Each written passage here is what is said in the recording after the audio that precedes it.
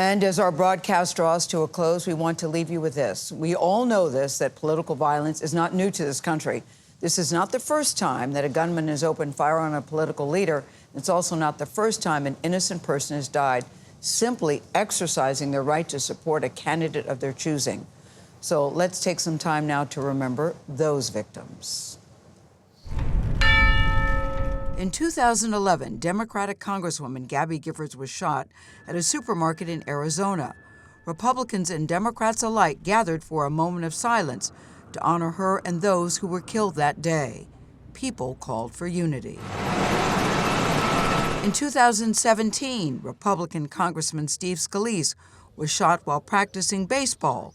Calls for unity followed this tragedy, too. We are united in our shock. We are united in our anguish. President Biden and former President Trump are saying what we all should hear. We need to unite and turn away from this violence. But at some point, our leaders and us as individual Americans, it seems, we forget. Maybe we will not forget the picture of Trump with his fist raised, but we collectively forget the other people affected. And it was such a heinous crime that was committed against their daughter. Christina Taylor Greene was just 9 years old. She already had an interest in politics and had just been elected to the Student Council. She was at the supermarket in Arizona to meet her congresswoman. She and 5 other people were killed the day Giffords was shot.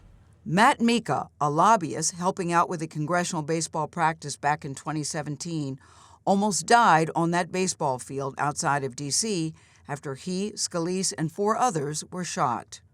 Our hearts are broken over the assault that was made, really, on all of us. And will we forget Corey Compertore's name, the father who died on Saturday protecting his family, when we move back to politics and away from unity? Just one of them things, is trying to run it back through your mind on how and why it happened. The bullets may be aimed at politicians, but they also hurt people whose names are not immediately recalled. So when we hear the calls for unity this time, remember, those are calls to save Christina and Matt and Corey.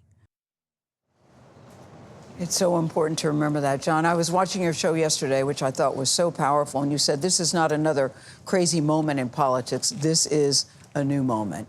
It is a new moment requiring new language, new modeling, new actions. You know, all of us, including of ourselves, shouldn't be satisfied with the same old words. Passions may have been strained, but it must not break our bonds of affection. That's the way I feel about it.